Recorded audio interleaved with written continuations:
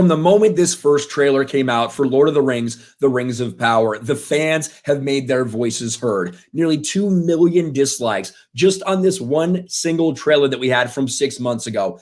And ever since it came out, Amazon has been doing damage control. They tried to bribe YouTubers. They tried to invite them out, said, look, we're gonna give you food, we're gonna give you drinks, we're gonna take you to these special places, we're gonna wine you, dine you, make you say good things about us. And some people did exactly that. Some people have shilled for this product hard. They have done so for Amazon to keep their access. Unfortunately for Amazon, it didn't really work on Tolkien fans because Tolkien fans will not put up with this. So now, with only a few weeks left before the release of Rings of Power, they're going to a very predictable playbook. All of the mainstream media is starting to echo these exact same things now that the cast, now that the crew, now that the showrunners, the producers, everybody's speaking out about the racist trolls. If you don't like Rings of Power, it must just be because you're a troll. It must just be because you're a racist. It must just be because you're a sexist. And we have now seen over and over and over again all of these different headlines. Lord of the Rings, Rings of Power bosses shut down racist backlash. Exactly like what we saw for the Kenobi series. I don't know if that's the template that they want to use, you know, when you set up this racist backlash for something before it comes up because you know people aren't going to like it and you want to blame fans when it fails. Well, that's what they did with Kenobi. And despite having the highest premiere episode ever on Disney Plus, Obi-Wan Kenobi series ratings fell off a cliff when it came down to the finale. Almost like fans didn't like being treated like shit. Almost like fans didn't like it when you try to imply that they're all racist simply for not liking a character or simply for not liking that show.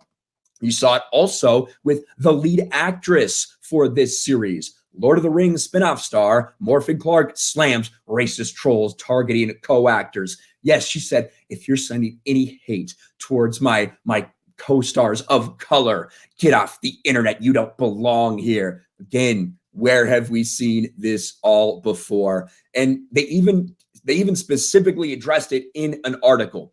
Lord of the Rings of Power team already fears racist backlash against the cast.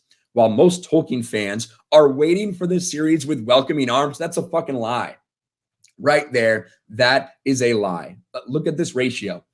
This is not just a few angry trolls. This is the majority of people, the vast majority of people that saw this disliked it. We know what's happened in the comments time and time again. They tried to handle it. It didn't work. They got roasted in the comments. They got roasted with that dislike ratio.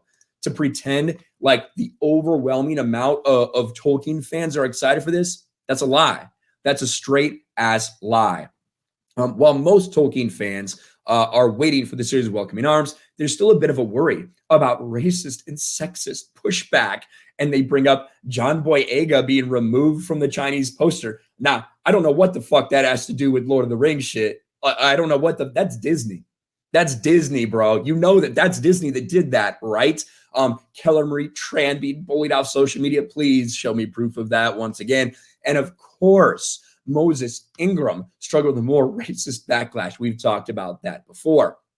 Real life trolls have already started voicing their gripes about Ismael Cruz Cordova, a black Puerto Rican man playing an elf, as well as young Galadriel, a woman who apparently doesn't look feminine enough.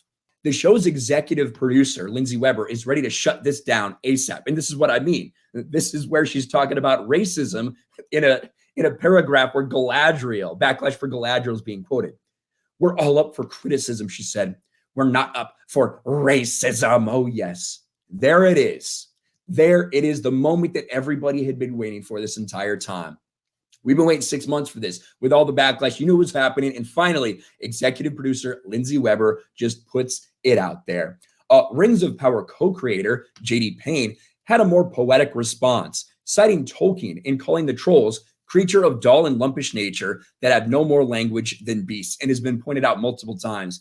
Calling Tolkien fans creatures of dull and lumpish nature that had no more language than beasts, that apparently, at least according to these people, that's a poetic response. No, slamming fans, calling them trolls, the same people who are saying you need to stick to the books, you're saying that they can't read. Interesting how that works, isn't it? One thing I do know, this number right here, They're not going to change the hearts and minds of the vast majority of people out there that know they're not doing Tolkien justice, that know they're destroying Lord of the Rings, and they're happy to do so. This is not about telling Tolkien's story. This is not about honoring Tolkien. This is about inserting their own identity politics and their own narrative into everything entertainment related. And Lord of the Rings, Rings of Power, is just the next thing on that list. Thanks for watching, everyone, and a huge shout out to my patrons. I appreciate you guys so much. Want to follow me on Twitter or Instagram? Check out the description below. You'll find links to my P.O. box and my Patreon as well. And I'll talk to you guys later.